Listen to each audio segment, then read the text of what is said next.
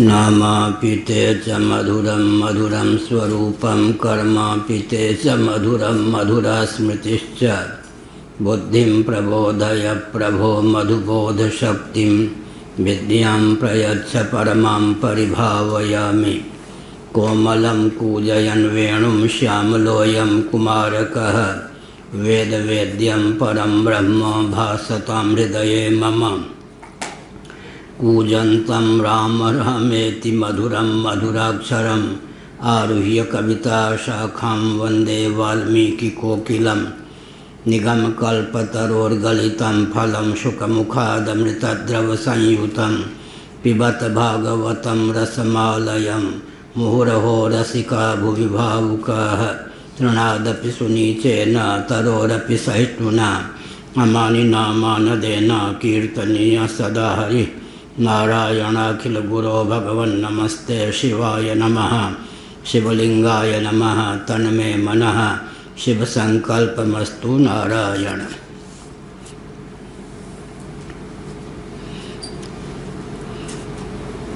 श्रीमद्भागवत सप्तम स्कंद अध्याय 1 श्लोक 11।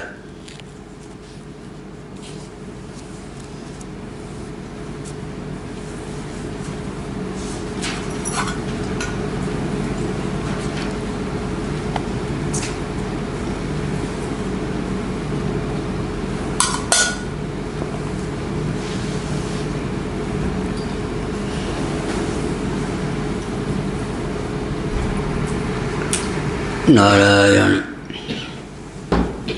कालं चरन्तं सृजतीश आश्रयं प्रदानपुंभ्यां नरदेव सत्यकृत्। य एष राजन्नपि काल ईशिता सत्वं सुरानीकमिव हीधयत्यतः।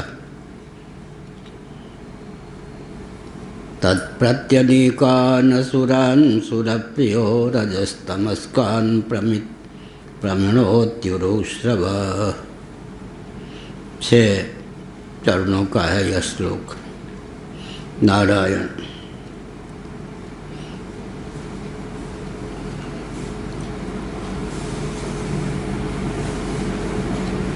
जो जैसा नहीं है उससे वैसा काम सध जाए, यही माया की चमत्कृति है।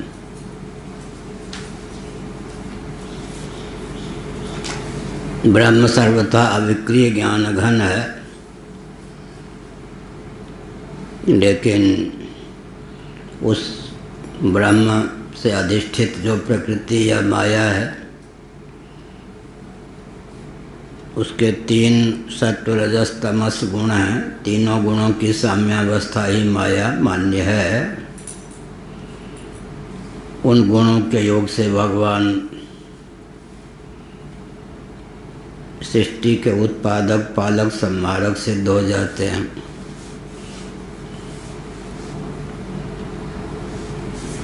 इससे भी यही ध्वनित होता है कि जो अविक्रिय विज्ञान घन है उसी से सर्व कार्यों की निष्पत्ति होती है। यह गुण सिद्धांत है। मयाध्यक्षेण प्रकृति स्वीयते सचराचरम हेतुनानेन कौन्तेय जगद् विपरिवर्तते।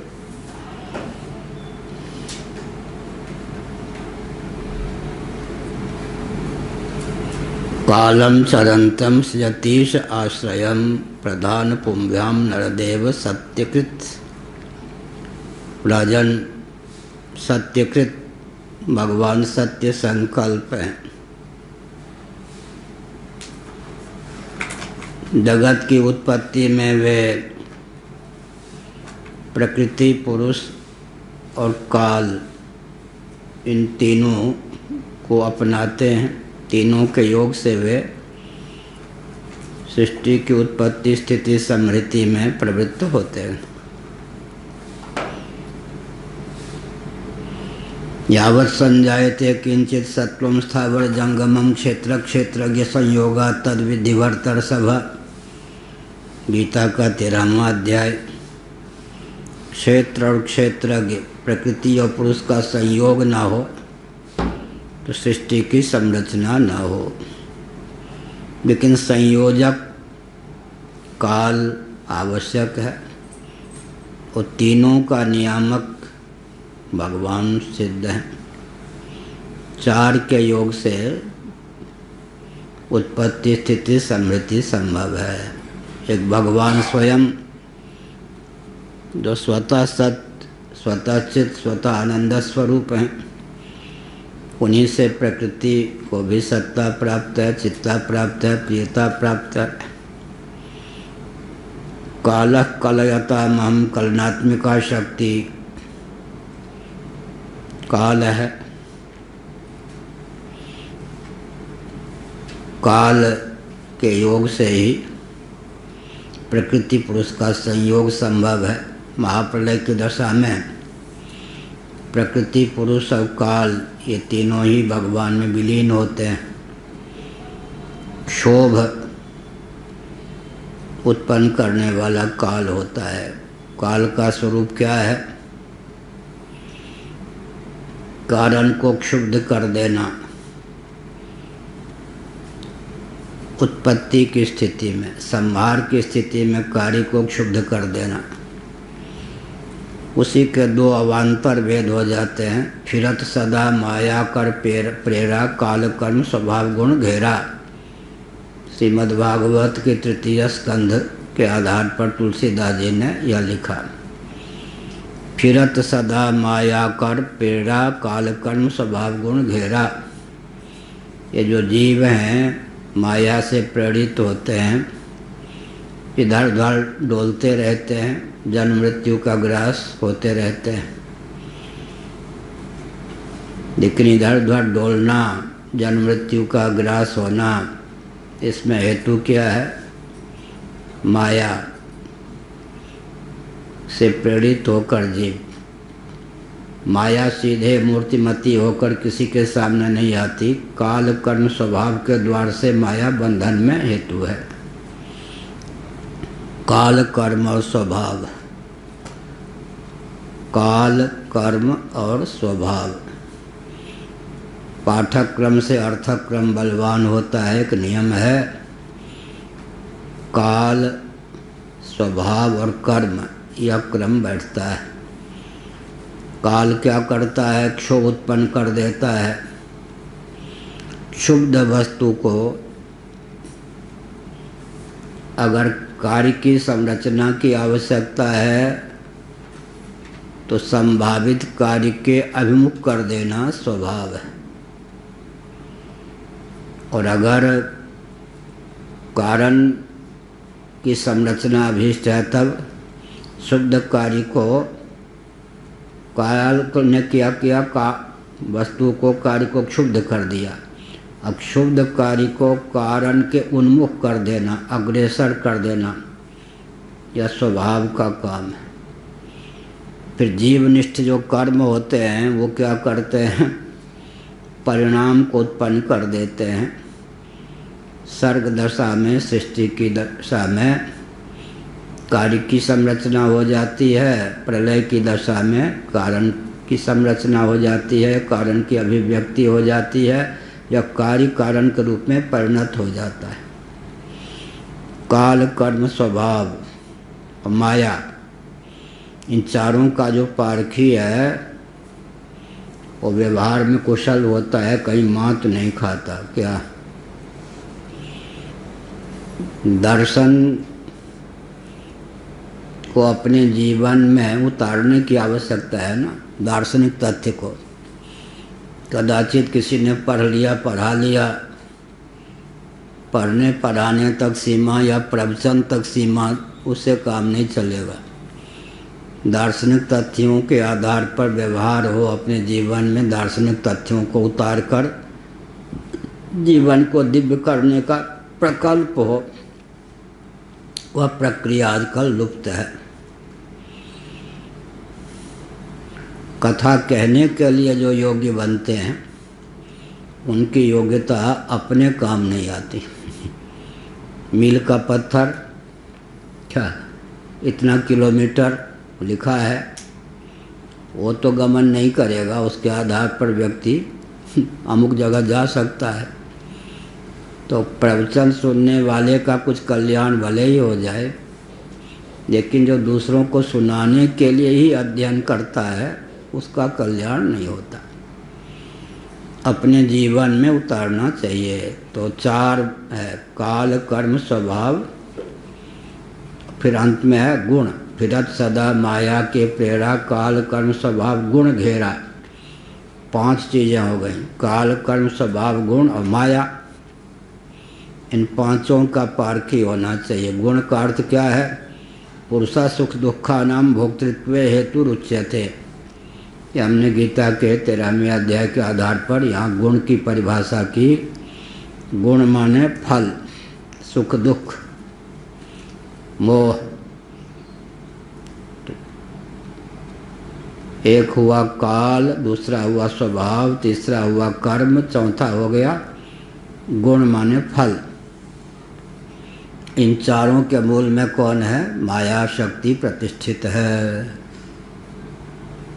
तुलसीदास जी ने लिखा, मैं और मोर तोड़ते माया, जहिवस किन्हें जीव निकाया। जीव समूह जो हैं माया के वशीभूत हैं। माया सीधे मूर्तिमती होकर किसी को दृष्टिगोचर नहीं होती है। 4 रूपों में व्यावहारिक धरातल पर माया प्रकट होती है। मैं और मोर तोड़ते माया, मैं मेरा तू तेरा, यही तो व्यवहार है ना। या मैं हूँ, लेंद्री प्राणांतकरण को अहमतास्पद बना लिया तो मैं हूँ, या मेरा है या मेरी है। फिर बंटवारा कर दिया, या तुम हो या तेरा है, या तुम हो या तेरी है। फिर 4 को 2 में ले लिया। तुलसीदास जग आप सहित जब लग निर्मूल न होई, तब लग कोटि उपाय करी मरी तरी नहीं भाई। कहाँ? विनय पत्रिका। जिसको मैं कहता हूँ तू, वो अपने को मैं कहता है या नहीं? जितने तू है सबका अंतर्भाव मैं में हो गया। तो जितना तेरा है तेरी है सबका अंतर्भाव मेरा मेरी में हो गया। इसलिए अंत में माया के जो बंधन में डालने के लिए 4 मुख हैं या 4 हाथ हैं, जिसे पकड़ के माया फंदे में डालती है। मैं मेरा तू तेरा, इन 4 का अंतर्भाव 2 में हो जाता है, मैं और मेरे में। जिसको मैं तू कहता हूँ वो स्वयं को मैं कहता है। जिसको मैं तेरा कहता हूँ उसे वह मेरा कहता है। सकल तू का अंतर्भाव मैं में हो गया तो सकल तेरे का अंतर्भाव मेरे में हो गया। तुलसीदास जग आप सहित जब लग निर्मूल न होई। निर्मूल में मूल कौन है? माया। तब लग कोटि उपाय करी मरी तरी नहीं भाई। बहुत बढ़िया। तुलसीदास मैं मोर गए बिन जीव सुख कबहु न पावे, यह भी विनय पत्रिका है। मैं और मेरा, मैं और मेरा व्यवहार संपादन के लिए उचित है, लेकिन हृदय में भी अगर यह विभाजक रेखा खिंच गई कि मैं मेरा, तो काम नहीं चलेगा। तो कितनी चीज हो गई। फिरत सदा माया के प्रेरा, काल कर्म स्वभाव गुण घेरा। काल कर्म स्वभाव गुण और उसके 4 के मूल में माया। दूध को गर्म किया, गरम, उसमें क्या फिर किया? जामुन डाल दिया, अम्ल का अंश। तो अम्ल का अंश क्या करेगा या क्या करता है? धीरे धीरे दूध के परमाणुओं को दही बनने की ओर उन्मुख कर देता है। फिर क्या होता है? दही बनकर तैयार। काल ने क्या किया? क्षोभ किया। तो क्षोभ का उदाहरण हो गया, अम्ल ने क्या किया? दूध के परमाणुओं को झकझोर दिया। उसके बाद क्या है? गरम दूध में जामुन डाल करके ढक के रख देते हैं। वो 1 मिनट में दही बन जाए ऐसा संभव नहीं। 5-7 घंटे की प्रतीक्षा करनी पड़ती है। धीरे धीरे वो दूध के परमाणु दही की ओर अग्रसर होते हैं। ये स्वभाव का काम है। स्वभाव अपना काम करता रहता है और उसके बाद में क्या होता है? दही बन जाता है। लेकिन जिनके जिनके मुख में दही पहुंचना है उनका प्रारब्ध साथ न दे तो दूध में अम्ल डालने पर भी, जामुन डालने पर भी 8 घंटे 10 घंटे बाद कपड़ा हटाओ तो दूध दही बने ही नहीं। या बन गया तो कोई बिल्ली उल्ली चट कर गई। एक सज्जन थे, हम और ये ट्रेन में यात्रा करते, बगल की सीट पर एक सज्जन थे, तो रेल विभाग का भोजन उनके पास आया, उसमें दही भी, उन्होंने कहा दही डालो, कोई होंगे उधर बंगाल आदि बिहार आदि के। एक पड़ोसी का बच्चा था, वो गए स्नान घर में लवशंका के लिए, बच्चे ने आके अपना हाथ मार के दही खा लिया। अब माँ क्या करती, तो बच्चा तो बच्चा ही है। वो आए तो क्षमा कीजिए बच्चा, वो मैं समझ नहीं पाई कि दही क्यों लपक रहा है। वो खेलते खेलते दही अब मुँह में डाल दिया, उनके मुख में दही नहीं जाना था।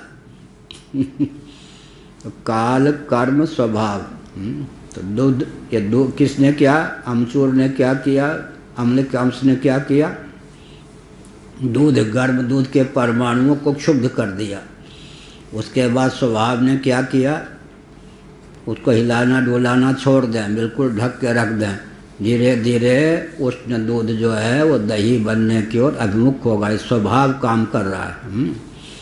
उसके बाद दही का जम जाना किसका हुआ? कर्म, खाने वाले भोक्ताओं के कर्म के योग से दही जम जाए, ये हुआ। उसके बाद जो दही पाने पर बिहार का कोई व्यक्ति होगा तो मस्ती का अनुभव करेगा और जगह खांसेगा खूब।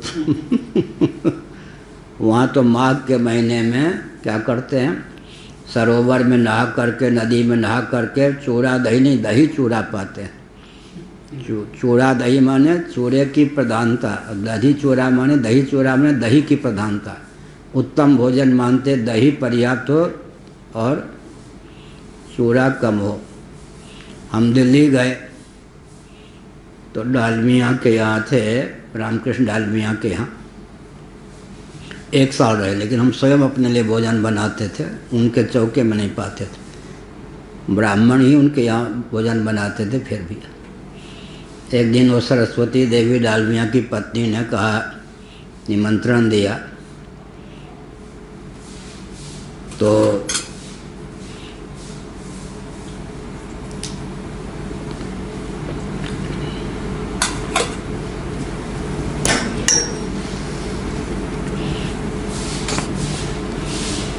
क्या होता है, जब भोजन बनाने वाला भोजन बनाता है तो भोजन बनने में भी दही को दूध में, गर्म दूध में जामुन डालने पर भी स्वभाव उसको क्या करता है, धीरे धीरे दही की ओर उन्मुख कर देता है। फिर जीवनिष्ठ भोक्तानिष्ठ जो कर्म होते हैं वो क्या करते हैं, परिणाम को उत्पन्न कर देते हैं, दूध दही का रूप धारण कर लेता है। और अगर दही बन भी जाए तो जिस भोक्ता के मुख में नहीं पहुंचना है उस भोक्ता के मुख में नहीं पहुंचता है। यह हुआ। अब दही पाने से क्या होगा? दही पाने से जो होना होगा होगा, वो परिणाम, उसी का नाम गुण है।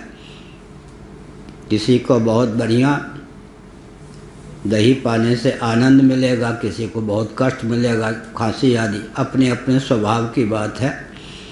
तो इसका मतलब ब्राह्म मुहूर्त में सरोवर में ठंडे पानी में स्नान करके फिर दही चूड़ा, चूड़ा दही नहीं। तो मैंने कथा ये कही, खीर परोसो। खीर परोसने पर दिल्ली के खीर का अर्थ क्या होता है मालूम होता है? 1 लीटर दूध में पुराने हिसाब से 1 तोला चावल डालते हैं, उसी को खौलाते हैं, उसी का नाम क्या होता है? खीर। हाँ, खीर में चावल टटोलो तो इतने में दूध में 1-2 चावल मिलेगा, बराबर मात्रा भी नहीं, अधिक मात्रा में चावल नहीं, दूध ही दूध, उसमें नाम मात्र के चावल। दिल्ली की खीर उसी की प्रशंसा होती है। वो खीर है या क्या है कह नहीं सकते, चावल नाम मात्र, अलग अलग प्रथा है। इसी प्रकार से हमने कहा कि काल कर्म स्वभाव गुण और अंत में सबके मूल में माया। माया क्या करती है? सीधे आकर किसी को फांसती नहीं है। काल, स्वभाव, कर्म और गुण के माध्यम से माया फांसती है। काल का काम क्या है? कारण को क्षुब्ध कर देना। स्वभाव का काम है शुद्ध हुए कारण को कार्य के अभिमुख कर देना। फिर कर्म का काम क्या है? परिणाम उत्पन्न कर देना। फिर भोक्ता उसका लाभ उठाता है। और जब प्रलय का समय होता है तब कारण को नहीं, कार्य को क्षुब्ध करना। वहाँ कारण को क्षुब्ध करेंगे तब कार्य की उत्पत्ति होगी। काल क्या करता है? प्रलय के समय कार्य को क्षुब्ध कर देता है। क्षुब्ध जो कार्य है वो कारण की ओर उन्मुख हो जाता है। वो काम है स्वभाव का। फिर जीवों के कर्म का भोग समाप्त होने को होता है। महाप्रलय की स्थिति होती है। प्रलय की तो भगवान की कृपा से वो कार्य पूर्ण रूप से कारण का रूप धारण कर लेता है। तो काल का अर्थ क्या हुआ? कलयति प्रकाशयति, कारण में या कार्य में अवसर के अनुसार क्षोभ उत्पन्न कर देना। एक दही का नाम है मिथिली में क्या? कुमारी। हम वृंदावन में थे तो वही जो बताया, एक और इतना लोटा, 1 लोटा दूध आता था गाय का,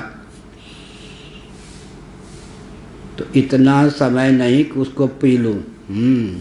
आप लोगों को तो आश्चर्य होगा, लोटा में दूध रखा है और इतना समय नहीं कि मुंह में डालूं।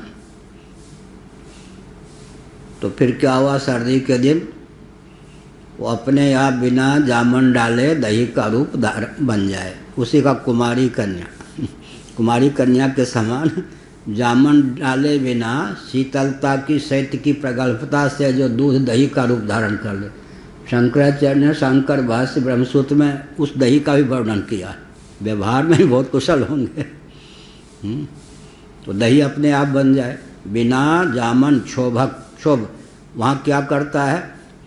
बिना सहायक के काल ही शीत की प्रगल्भता से बिना क्षोभक पदार्थ के काल ही क्षुब्ध कर देता है। इसका मतलब बिना जामन डाले, अम्ल का अंश बिना डाले ही बाहर जब सर्दी है तो कुछ घंटे के बाद दूध अपने आप दही का रूप धारण कर लेता है। नहीं तो क्षोभक पदार्थ पृथक से भी डालना पड़ता है। 2 प्रकार का दही, बिना जामन डाले शीत की प्रगल्भता से ही जो दूध दही का रूप धारण कर ले, और एक जामन डालने पर कालक्रम से दूध दही का रूप धारण करे। तो मैंने केवल उदाहरण दिया। जो व्यक्ति माया के माध्यम से 4 चमत्कृति पर ध्यान देता है, काल क्या कर रहा है, स्वभाव क्या कर रहा है, उसके बाद कर्म क्या कर रहा है, और फल क्या मिल रहा है, और फल किसको प्राप्त हो रहा है, इन सब दृष्टियों का जो पारखी होगा, क्या होगा? दूरदर्शी होगा। और दूरदर्शिता के कारण जो कदम उठावेगा उसका कदम अमोघ सिद्ध होगा, वो असफल नहीं होगा। यह यहाँ कालम चरंतम सृजति स आश्रयम प्रधान पुंभ्याम गर्देव सत्यकृत। यहाँ पर 3 तत्व का नाम लिया।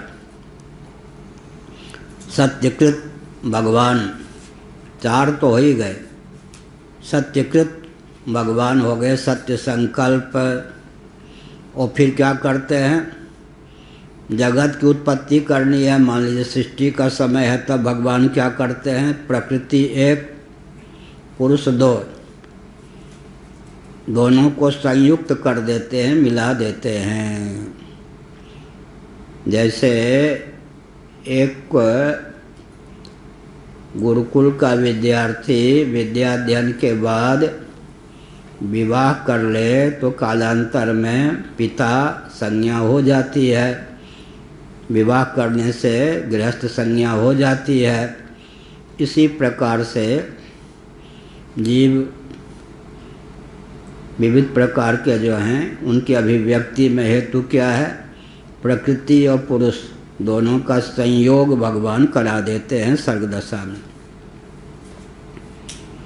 जगत की उत्पत्ति के लिए प्रकृति भी चाहिए और पुरुष भी चाहिए, लेकिन ये बीच में काल क्या चीज़ है, तो इसीलिए सूत संहिता में लिखा है, स्कंद पुराण का एक अंश है सूत संहिता, कालो मायात्म संबंध।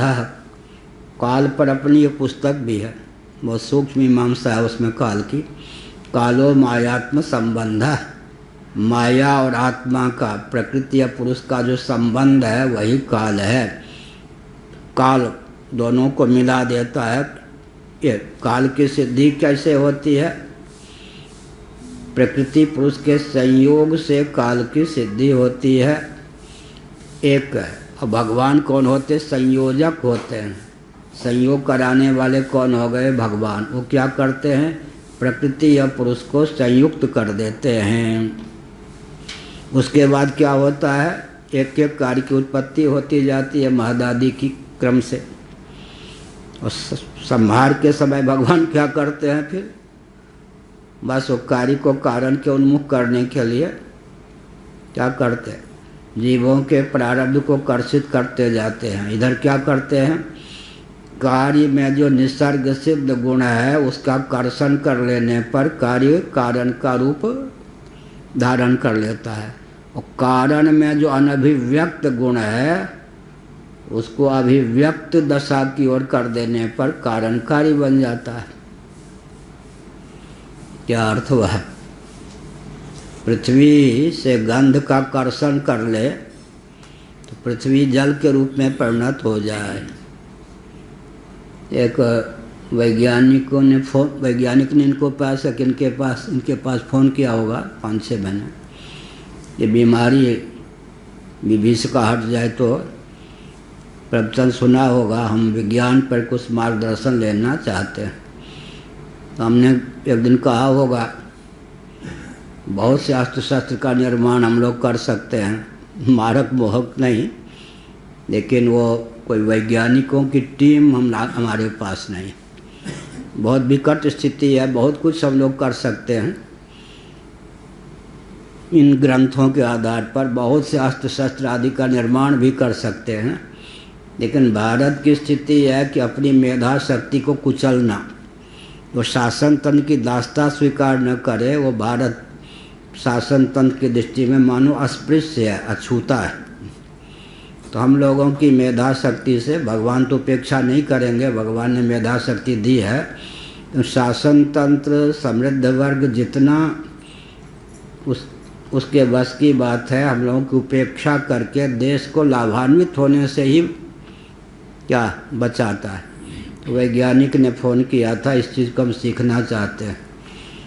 तो पृथ्वी में हमने कहा था कि 5-7 किलो मिट्टी ले लें चिकनी, प्रेशर युक्त, प्रेशर डालने वाले यंत्र का उपयोग करके उसके गंध नामक गुण को खींच लें, पृथ्वी जल हो जाएगी, मिट्टी जल हो जाएगी।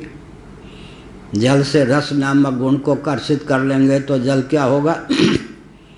अग्नि का रूप धारण कर लेगा। अग्नि से रूप नामक गुण को कर्षित कर लेंगे तो आग वायु का रूप, वायु से स्पर्श नामक गुण को कर्षित कर लेंगे तो फिर क्या होता है?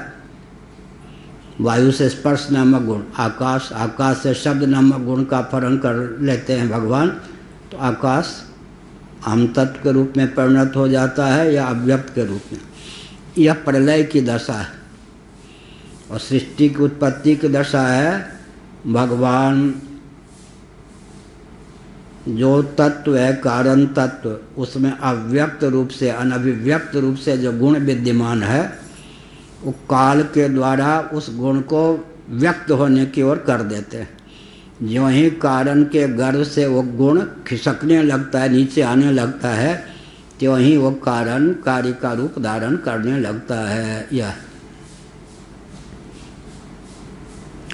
अब एक विचित्र बात है, ये सब बहुत बड़ा विज्ञान है, भगवान की चमत्कृति है।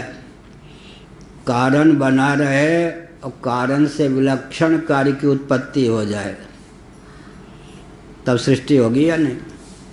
आकाश अपने स्थान पर बना रहे और आकाश से विलक्षण स्पर्श विहीन आकाश से स्पर्श युक्त वायु की उत्पत्ति हो जाए, फिर वायु विद्यमान रहे, निरूप वायु से रूप युक्त तेज की उत्पत्ति हो जाए, तेज विद्यमान रहे, नीरस तेज से रसयुक्त जल की उत्पत्ति हो जाए, जल विद्यमान रहे लेकिन निर्गंध जल से गंध युक्त पृथ्वी की उत्पत्ति हो जाए। लेकिन संहार में क्या करते हैं? संहार में अगर पृथ्वी बनी भी रहे तब काम नहीं चलेगा। देखिए बहुत ऊंचा विज्ञान हुआ है नहीं, सृष्टि की उत्पत्ति करनी है तो कारण विद्यमान रहेगा, अपनी विद्यमानता को सुरक्षित रखता हुआ नवीन कार्य के रूप में उत्पन्न हो जाएगा। आकाश भी विद्यमान रहेगा, वायु की उत्पत्ति भी हो जाएगी, फिर वायु तत्व भी विद्यमान रहेगा, उससे तेज की उत्पत्ति भी हो जाएगी, फिर तेज भी विद्यमान रहेगा, उससे जल की उत्पत्ति भी हो जाएगी, फिर जल भी विद्यमान रहेगा, उससे पृथ्वी की उत्पत्ति हो जाएगी। अगर प्रलय के समय यही प्रक्रिया भगवान अपनावे तो पृथ्वी भी उत्पन्न रहेगी और पृथ्वी का संहार भी हो जाएगा, या नहीं हो सकता? हाँ, तो ये कहना देने के लिए हाथ और लेने के लिए और हाथ। प्रलय के समय क्या करते हैं? प्रलय के समय करते हैं कि पृथ्वी रह ही ना जाए, जल के रूप में पूर्ण रूप से परिणत हो जाए। वहाँ क्या करते हैं? कारण विद्यमान रहे और कारण से विलक्षण कार्य की उत्पत्ति हो जाए। और यहाँ क्या करते हैं? कार्य सर्वतोभावेन कारण के रूप में परिणत हो जाए। अगर कार्य सर्वतोभावेन कारण के रूप में परिणत नहीं होगा तब प्रलय की संज्ञा नहीं होगी। तो बनाते समय और विज्ञान और संहार के समय और विज्ञान, कुछ विलक्षणता हुई है नहीं। आकाश आकाश के रूप में विद्यमान रहे और वायु की उत्पत्ति हो जाए, वायु वायु के रूप में विद्यमान। ये पहली बार मैं बोल रहा हूँ क्या प्रवचन के संदर्भ में, चिंतन तो था, आज पहली बार यह चिंतन भगवान के पास निकल रहा है। प्रलय का वर्णन तो मैंने बहुत बार किया है, लेकिन भगवान की बुद्धिमत्ता की पराकाष्ठा, अगर वो प्रलय में वही प्रक्रिया अपना लें कि कार्य कार्य के रूप में विद्यमान भी रहे और कारण का रूप भी धारण कर ले, तो प्रलय की स्थिति नहीं बनेगी। इसलिए यहाँ कार्य का पूर्ण आदर्शन, वहाँ कारण की विद्यमानता रहते हुए भिन्न कार्य का विलक्षण कार्य का दर्शन। तो सृष्टि की उत्पत्ति के समय यह प्रक्रिया, संहार के समय क्या प्रक्रिया? उत्तर उत्तर कारण के रूप में कार्य की परिणति हो जाएगी, कार्य अपने स्वरूप को ही विलुप्त करता जाएगा। पृथ्वी पृथ्वी न रह के जल बन जाए, जल जल न रह के तेज बन जाए, तेज तेज न रह के वायु बन जाए, वायु वायु न रह के आकाश बन जाए, आकाश आकाश न रहकर अव्यक्त हो जाए, अव्यक्त अव्यक्त न होकर आत्मा स्वरूप में विलीन हो जाए। आगे की बात ब्रह्मसूत्र में भी दैवयोग से ही प्रकरण चल रहा है, महाप्रलय में यह हुआ। तो तत्व कितने हो गए? एक भगवान हो गए, एक प्रकृति हो गई, एक पुरुष हो गए। गीता के 7वें अध्याय में भी इस तथ्य का प्रतिपादन है। गीता के 15वें अध्याय में 3 तो तत्व हो गए, भगवान हो गए, प्रकृति हो गई, पुरुष हो गया, और एक कौन आ गया? काल। ये भगवान 1, प्रकृति 2, पुरुष 3, काल। तो भगवान से अवर, प्रकृति, पुरुष और काल। ये उसके बाद फिर क्या चलेगा? प्रकृति और पुरुष के योग से महतत्व की, महतत्व के योग से फिर अहम तत्व की, बीच में ये 2 तत्व स्वीकार करते हैं तो फिर आकाश की तन्मात्रात्मक, फिर वायु की, फिर तेज की, फिर जल की, फिर पृथ्वी की उत्पत्ति होगी। यह का प्रकृति पुरुष और उनके सहकारी आश्रय काल की सृष्टि करते हैं, हमारे काल को भी व्यक्त कर देते हैं। पुरुष को व्यक्त करते हैं, प्रकृति को व्यक्त करते हैं, काल को भी व्यक्त करते हैं। इन तीनों के योग से फिर क्या करते हैं? आगे के कार्य की अभिव्यक्ति के प्रकार को क्रियान्वित करते हैं। इस प्रकार से क्या हुआ? काल ईशिता सयेस राजन्नपि काल ईशिता सत्वं सुरानीकमिवैदयत्यतः।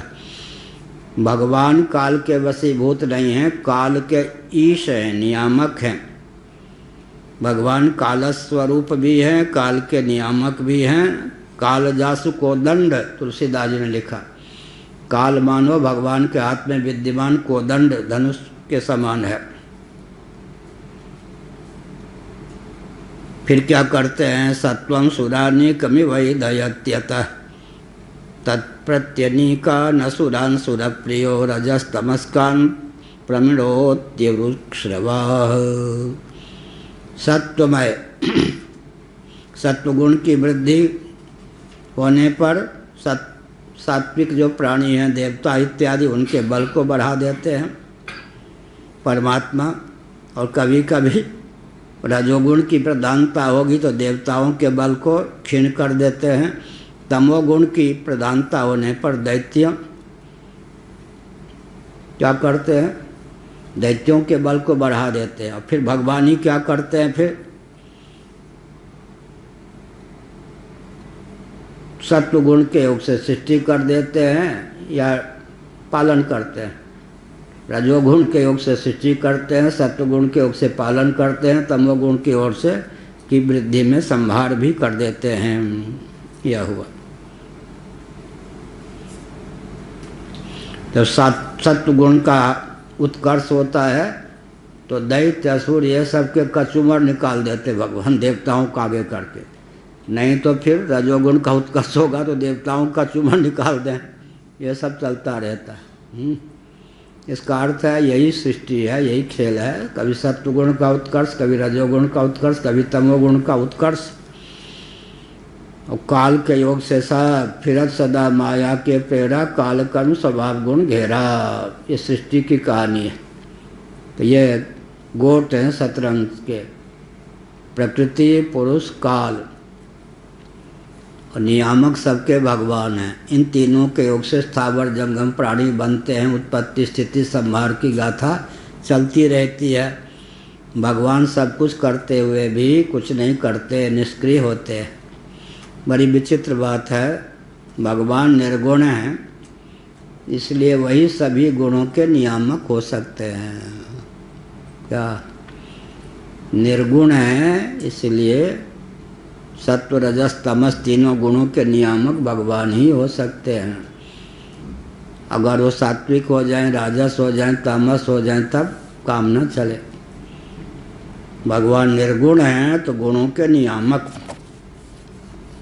जिससे हम पारंगत होंगे, उसकी हम दास्ता पालेंगे या उसको हम उसके प्रयोक्ता हो जाएंगे। प्रयोक्ता हो जाएंगे या नहीं? सबसे जो पारंगत हो गया, सबका अतिक्रमण कर चुका, वो सबका नियामक होगा या नहीं? ब्रह्मा जी सबके नियामक कौन हैं? क्यों हैं? उनके कर्म उपासना का बल इतना उत्कृष्ट है कि वे सत्यलोक के अधिपति हैं। सत्यलोक सबसे ऊपर है। तो त्रयोदश भुवनात्मक जो ब्रह्मांड है शेष, उसमें जितने प्राणी हैं सबके नियामक ब्रह्मा जी हो जाते हैं।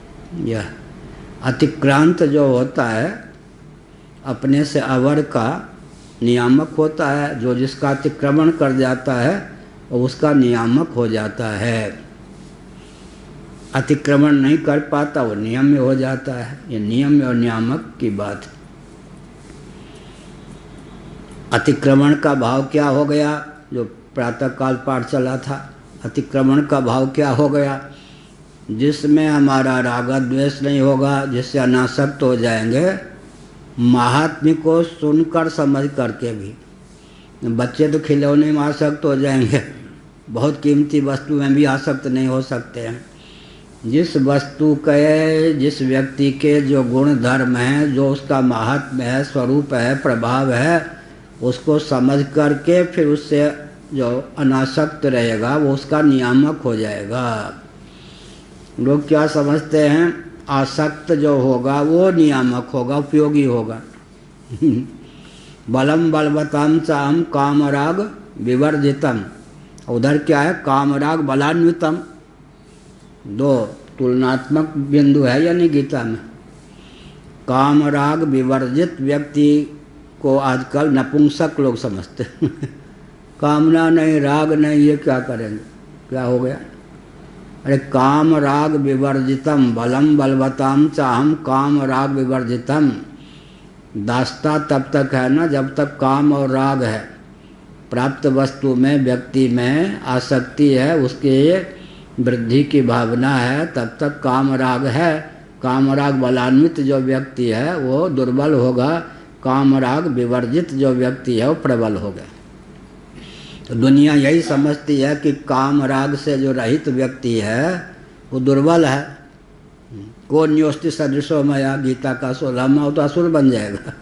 काम राग बलान्वित व्यक्ति असुर हो जाएगा। देवता काम राग रहित हैं। प्राण को असुरों ने वाक को असुरों ने क्यों दबोच दिया? रागान्वित हो गया। गान अपने के लिए, अवान्तर फल औरों के लिए, मुख्य फल अपने लिए। हाँ बढ़िया। सब्जी बांटनी हो फिर क्या करें? सब्जी बांटनी हो तो सबसे बढ़िया जो चीज़ हो अपने लिए रख लें, अब बाकी मालदा अपने लिए, मालदा हम और बाकी बांट दें सब बांटें भी और अपने लिए भी रखें, इतना तो है। और कुछ ना बांटते सब खा लें लेकिन असुर का गुण क्या लिखा गया? असुर का गुण लिखा गया, असुरों ने देखा, छिद्र को देख लिया। तो निश्छिद्र में छिद्र ढूंढना असुरों का भी स्वभाव नहीं होता था।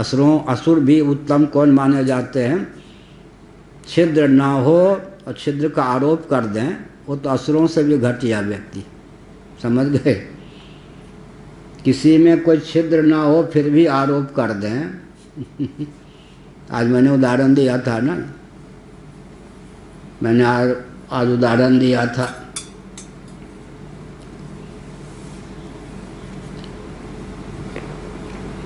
आप अपने कुल को कलंकित कर रहे हैं, माता पिता को कलंकित कर रहे हैं, गुरु को कलंकित कर रहे हैं, राष्ट्र को कलंकित कर रहे हैं, अपनी कीर्ति पर पानी फेर रहे। हम क्या कर रहे हैं ऐसा? रामालय ट्रस्ट में हस्ताक्षर नहीं कर रहे बताओ, उल्टी। अब मुँह दिखाने योग्य नहीं रह जाएंगे। कुल कलंकित, गद्दी कलंकित, क्या भगोरा मत बनिए। अरे राम, हमने सोचा देखो उल्टी बात मंदिर मस्जिद बनने का समर्थन कर देता, सरकार का यंत्र बन जाता, तो मानो मैं अपने कुल को पवित्र कर देता, गुरु स्थान को पवित्र कर देता। उल्टी बात हुई है नहीं, सर्वथा विपरीत। हमने कहा अच्छा हमको वह कौन सा ऐसा मेरे द्वारा काम हो रहा है? आपका कुल कलंकित हो रहा है, माता पिता कलंकित हो रहे हैं, आपके गुरु कलंकित, आप कटपाती जी महाराज के शिष्य हैं, ये गद्दी कितनी ऊंची है। तो हमने कहा कौन सा पाप मैं कर रहा हूँ? अरे रामालय ट्रस्ट में आप हस्ताक्षर नहीं कर रहे ना, आप भगोरा बन रहे हैं। मंदिर बनाने के कार्य में भी आप विघ्न डाल रहे हैं। हमने कहा अच्छा बड़ी विपरीत बात। इसीलिए हमने कहा कि असुर से भी घटिया व्यक्ति हो गए। असुर कौन थे?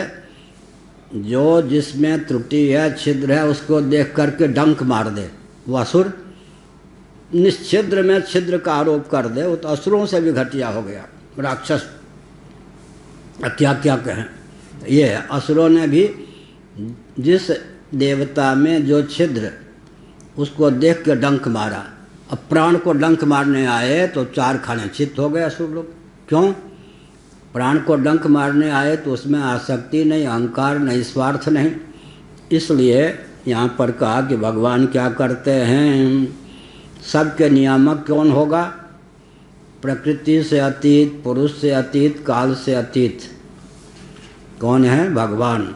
हम आत्मा भी पुरुष में तो हम हो गए या नहीं, जितने जीव हैं हम नियम क्यों हो गए भगवान के? हम नियम आसक्ति के कारण हो गए। भगवान कौन है? प्रकृति, पुरुष और काल, तीनों के गुण धर्मों से अतीत हैं, तो तीनों पर नियामक भगवान बन जाते हैं।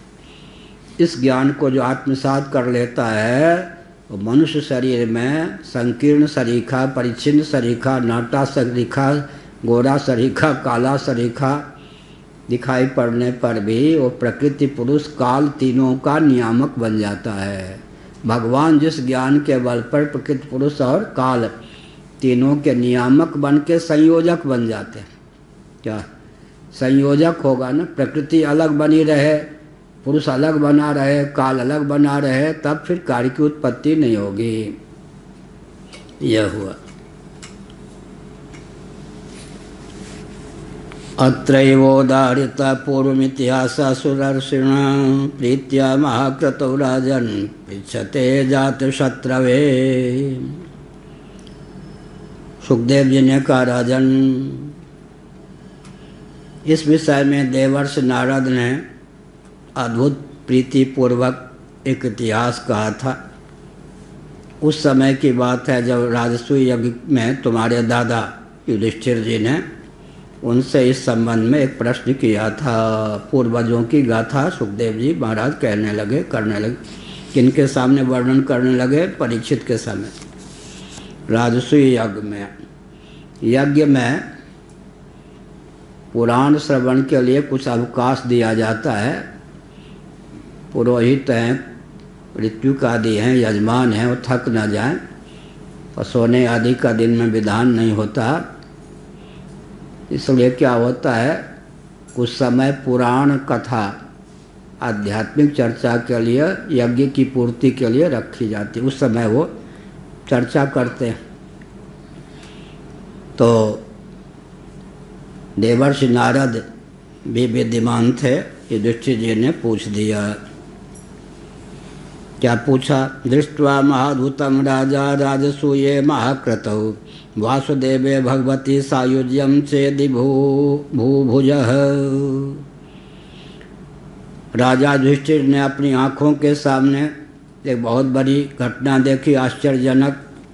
शिशुपाल जो था त्वेदिराज, सबके देखते देखते भगवान श्री कृष्ण में विलीन हो गया। चक्र से भगवान ने जो यूँ किया, पूरी अष्टक सहित उसकी जीव कला भगवान में विलीन हो गई। बहुत विकट बात है। नारद जी भी बैठे हुए थे। अब इससे आश्चर्यचकित हो गए। कृष्ण भगवान के महत्व को जानने वाले धर्मराज युधिष्ठिर, अच्छे अच्छे मुनिगण भी भगवान में समाविष्ट नहीं हो पाते। लेकिन क्या है, जय विजय के ही तब अर्थ है ना। दंत वक्त शिशुपाल आगे आवेगा। तोतली वाणी जब से बोलने लगे तब से भगवान को गाली देते थे। मुझसे भाई तोतली वाणी आगे आएगा। तो मन भागवत में पहले से लिखा है कथा की दृष्टि से, तोतली वाणी जब से बोल रहे थे तो भगवान को गाली देकर ही बोल रहे थे। तो अंत में भगवान ने, अब बहुत विचित्र बात है, 100 गाली दी। भगवान ने कहा था अपनी मौसी को, मौसी ने कहा कि ज्योतिषियों ने बताया कि तुम्हारे हाथ इनको मरना है, भैया जरा ध्यान रखना, बेटे ही हो। उन्होंने कहा मौसी जी निश्चिंत रहो, 100 अपराध तो मैं क्षमा कर दूंगा, 101 तक न पहुँचे, बस इसको सावधान रखना। तो गाली देता गया, भगवान भी गिनते गए। 100 का अतिक्रमण करेगा तो मार ही दूंगा। अब श्रीधर स्वामी इस पीठ के ही आचार्य थे जिन्होंने श्रीमद् भागवत पर टीका लिखी। श्रीधर स्वामी बालेश्वर जिला के थे। ये इस पीठ को एक ऐसे आचार्य मिले, पूरे विश्व में श्रीमद् भागवत की टीका श्रीधरी प्रसिद्ध है। उनका अनुगमन करके ही श्री वल्लभाचार्य इत्यादि ने भी नाम न लेकर प्रकारांतर से अर्थ किया। श्रीधर स्वामी का अनुगमन किए बिना भागवत तो लग ही नहीं सकता है। तो बहुत विचित्र बात है। श्रीधर स्वामी जी के सामने समस्या आ गई। अब गाली भगवान को दी ना, तो गाली का अर्थ अब कैसे करूं? भाष्य तो करना है, टीका तो करनी है। क्या उसने तो दे दी गाली। अब गाली का अर्थ ज्यों के त्यों कर दूं तो क्या होगा? हमारा मन भी दूषित होगा। तो वो जो गाली थी, गाली परक अर्थ तो प्रकट ही है, उसका प्रशंसा परक अर्थ भी श्रीधर स्वामी ने कर दिया। जैसे सप्तर्षियों ने परीक्षा लेने के लिए पार्वती के सामने शिव जी की निंदा की, अगुण, अमान, मात पितु हीना।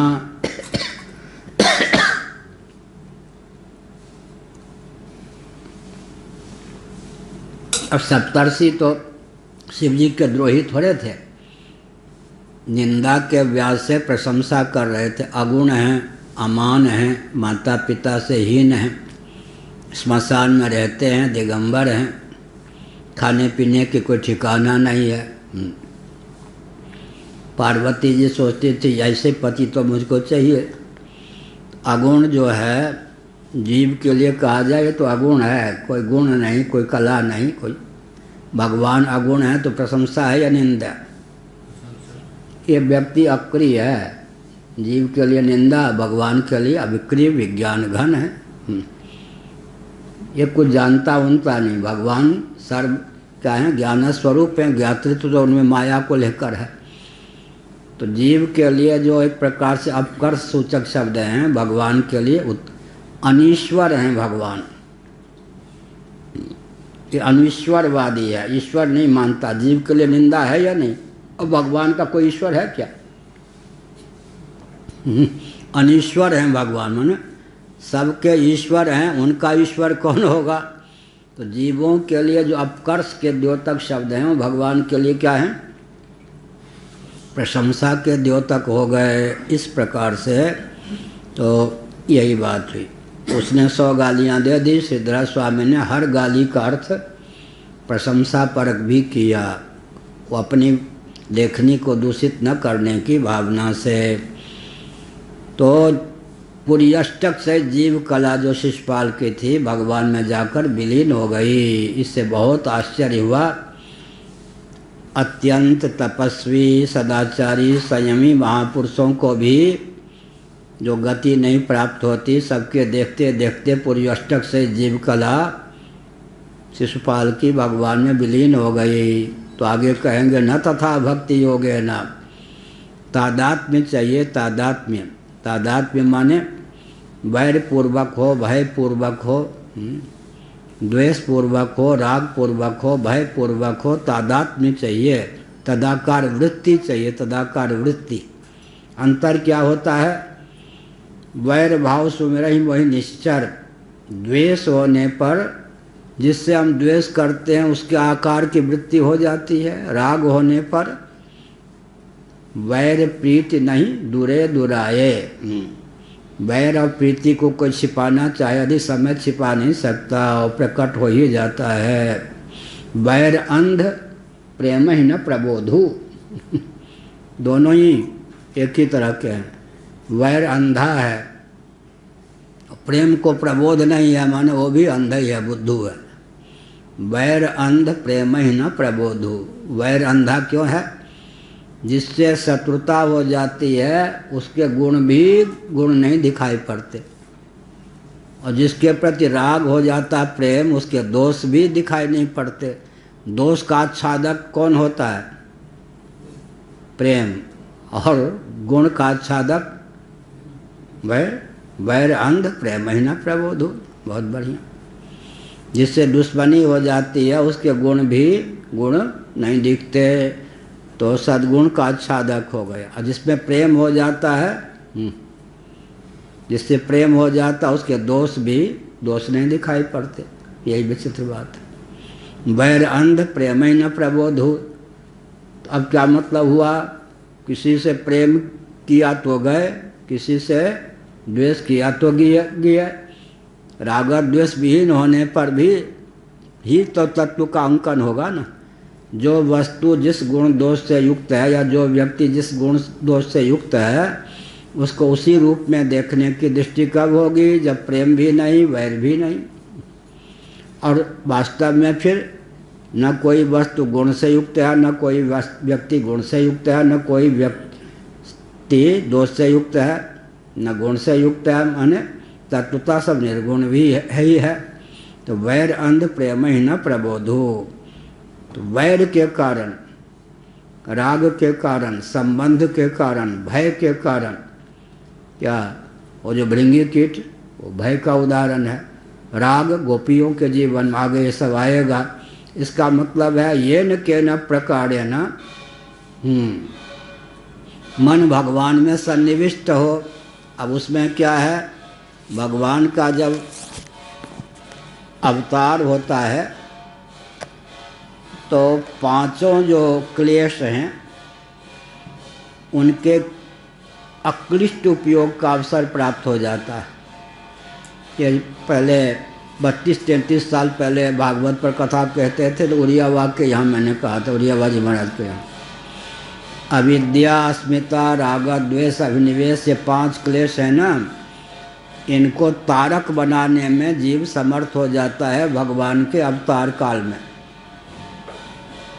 आज भी अगर हम सगुण साकार भगवान को प्राप्त करने के लिए इन क्लेशों का उपयोग कर लें तो तर सकते हैं। इसमें अविद्या, अस्मिता, राग और नीचे हैं द्वेष, अभिनिवेश।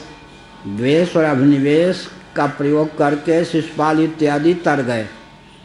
और जो भक्त होते हैं वो अविद्या, अस्मिता, राग का उपयोग करके तर जाते हैं। नीचे के 2 जो हैं दुष्टों के कल्याण के लिए है।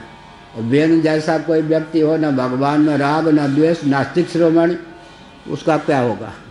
आगे ये भी आएगा वेन जैसा। तो क्या हुआ, प्रीति विशिष्ट अविद्या का नाम हमने उस समय कहा था वात्सल्य रस है। प्रीति विशिष्ट लाला कौन है? कन्हैया लाला। छी छी छी छी, अरे सुअर है सुअर।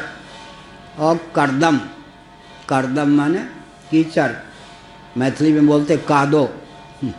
करदम में क्या हो गया? लथपथ हो गया, छी छी सुअर है।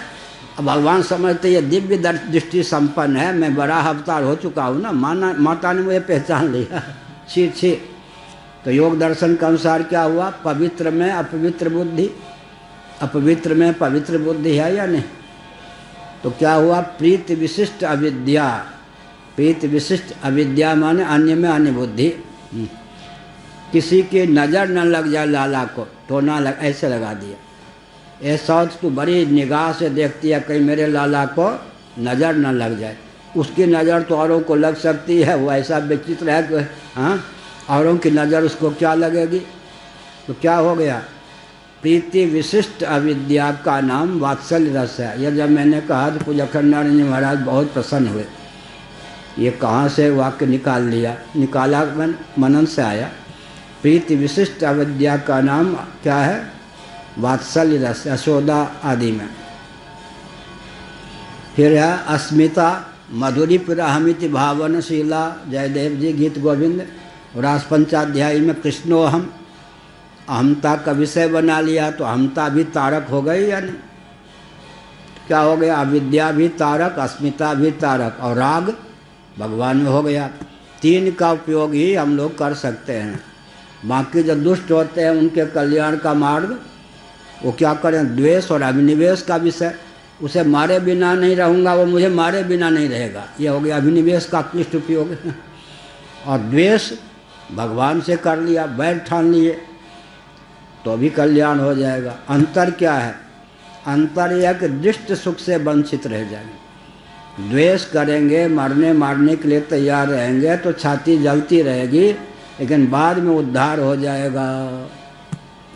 और प्रीति विशिष्ट अविद्या, अविद्या, अस्मिता, राग के विषय भगवान को बना लेंगे तो ये जो मारक भाव हैं ये भी तारक बन जाते हैं।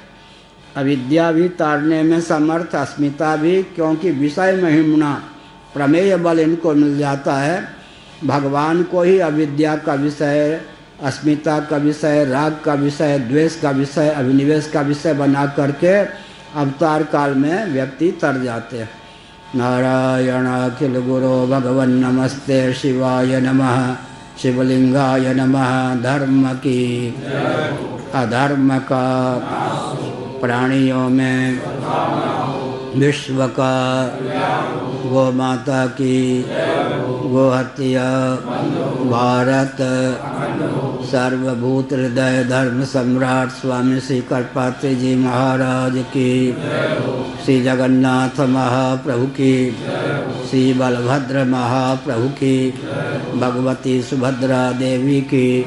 हर हर महादेव।